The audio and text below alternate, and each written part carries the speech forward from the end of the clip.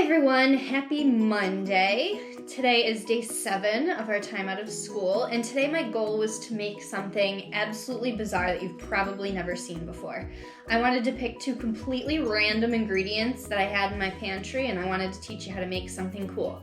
So today, using garbanzo beans and chocolate, I'm going to teach you how to make almost vegan chocolate mousse. So for this recipe, the ingredients are super easy. All you're gonna need is a can of garbanzo beans, some cream of tartar, sugar, and chocolate. The higher quality your chocolate is, the better this is gonna taste, but you can really make it with any chocolate that you want. Our first step to making this mousse is going to be to separate the garbanzo beans from the liquid that they are in the can. Now this liquid actually has a name. This liquid is called Aquafaba, and this is what we're going to be using to make the chocolate mousse. It basically just means bean water, so faba is a bean and aqua is water. So using this bean water, we're going to make our chocolate mousse. So now that we've separated our garbanzo beans from our aquafaba, we're going to measure out our chocolate. So using a scale, we're going to measure 8 ounces. And keep in mind, any measurements are going to be down in the description box below.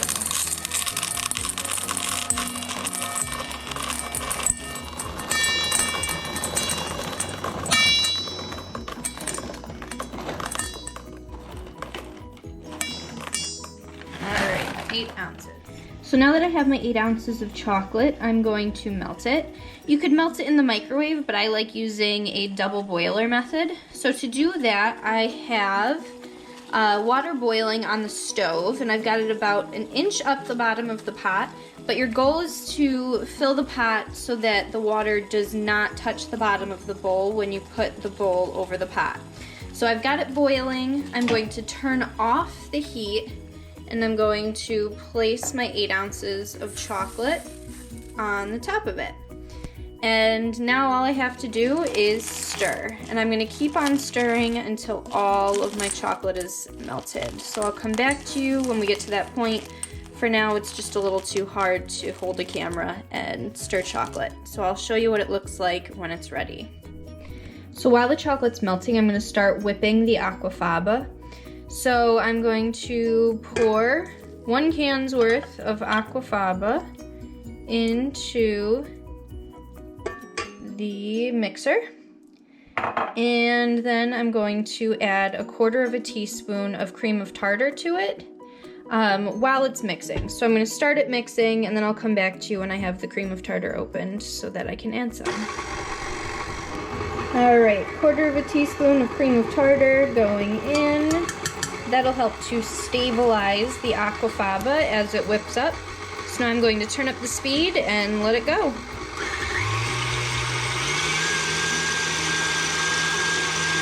So we're looking for this to come to a soft peak. So when I get there, I'll come back.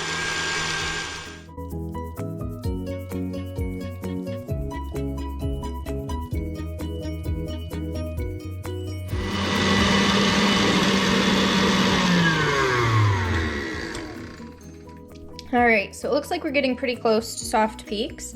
The way that you're going to tell is you're going to take your whisk attachment off of your mixer. You're going to give it a little stir, lift it straight out and up. So you can see how it kind of starts to droop to the side. It's not a complete stiff peak. It's getting close, but it's not quite there. So that little tilt lets you know that you are at soft peaks. So I'm going to lower this back down, and I'm going to get it going again. And I'm going to slowly pour in 1/4 cup of sugar while it's mixing.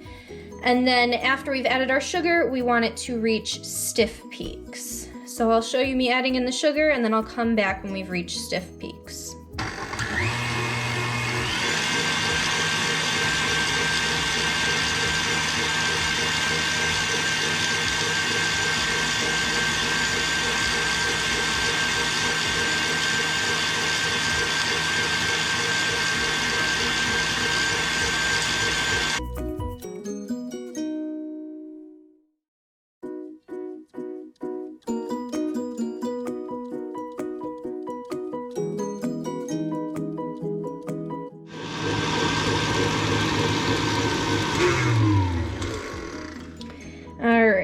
so I'm thinking we're just about at stiff peaks, but I'm going to check. So I'm gonna lift this back up, take my little whisk attachment off, give it a little stir, pull it straight out, and stand it up. So you can see that that tip stays standing straight up, so that's how we know that we do in fact have stiff peaks. So I'm going to tap that off, and I'm gonna take the bowl out, and we're gonna get ready to fold in some chocolate. All right, so now we have our Aquafaba all whipped up to stiff peaks with the cream of tartar and the sugar in there. And we also have our melted chocolate that we melted on a double boiler. It's completely melted. You're not gonna see any chips left in there. It's nice and smooth and melted. So now what we're gonna do is we're going to slowly add the chocolate into the Aquafaba and fold it in using our rubber spatula. So I'll show you what that looks like.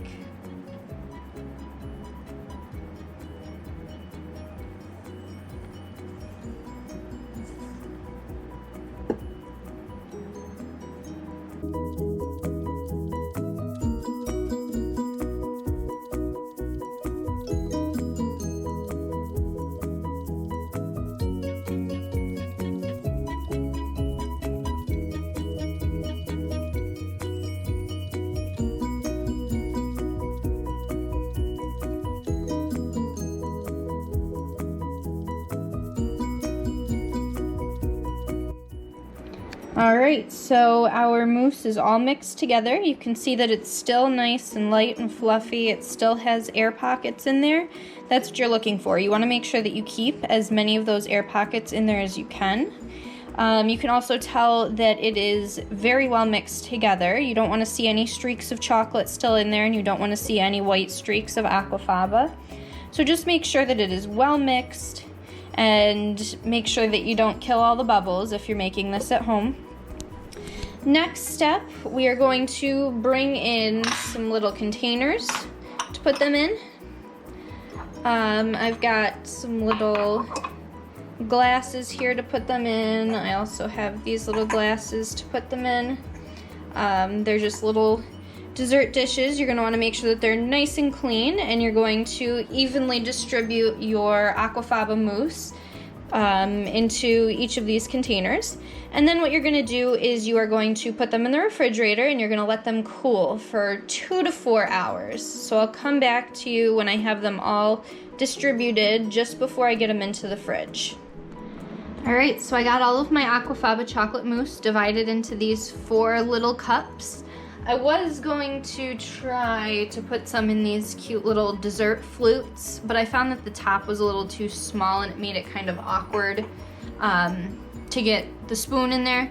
But I've got these ones filled. I tried my best to avoid the big air pockets in there. You want to get rid of those as much as you can, but it can be kind of tricky, so don't push it too much if you don't have to. I also tried to smooth out the tops as much as I could, and now I'm going to cover these with saran wrap, and I'm going to put them in the refrigerator so that they can set. That'll take anywhere from 2 to 4 hours. I'll come back at the 2-hour mark to show you where we're at. Alright, so the mousse has been sitting in the fridge for 2 hours, and it's set up now. You can tell that it's set up because it's not jiggling, it's not going anywhere. It almost has a dry look to it. I wanted to go over really quickly why I'm calling it an almost vegan chocolate mousse. Obviously, normally chocolate mousse has cream in it, but since we used the Aquafaba, we didn't have to add cream. But there are a couple other reasons why you can't actually call this vegan. You could if you made it differently, but the way that I make it, it's not actually vegan. So the first reason is the chocolate that I use. If you read the instructions, it says that it may contain milk. So you would want to really read through the instructions and make sure that it's a vegan chocolate if you want to actually call it a vegan mousse. Another reason is the sugar that I use. You actually have to be really careful with your sugar because most granulated sugars are ground with bone. If it's ground with bone, it's clearly not going to be vegan, but you can look into vegan sugars and make sure that that's not the case, so then it would be a vegan chocolate mousse. And the last reason why I can't call it vegan is because I plan to top it off with some whipped cream because we love whipped cream. Tommy thinks that this is gonna taste like beans. He is almost certain that he's not gonna like it, that it's either gonna taste like beans right off the bat or it's gonna have a bean aftertaste to it. So I'm not gonna put on the whipped cream just yet, but after he discovers that he actually does like it and that it doesn't taste like beans, I'll put whipped cream on for him. So I'm gonna go grab him and bring him over here so he can taste and you can get his real opinion of it. All right. So, we're gonna taste the chocolate mousse. Does it smell like beans? Nope. What does it smell like? Chocolate. Yep. Alright, let's give it a taste. That's a weird consistency. It's chocolate mousse. Are there like chunks of chocolate in there? Mm-hmm. Okay, good, because I was concerned it was beans. Mm-mm. Doesn't taste like beans. No beans? No beans. Aftertaste? No beans. No beans? Chocolate's a strong flavor. Chocolate is a strong flavor, which is why you don't taste the beans in there. You want some whipped cream? Of course. Oh! Oh, that came out funny. So that is how you can make at home some vegan chocolate mousse. It's tasty. It doesn't taste like beans. I enjoy it. Now he enjoys it. It's a new, doesn't taste like beans. No, not at all.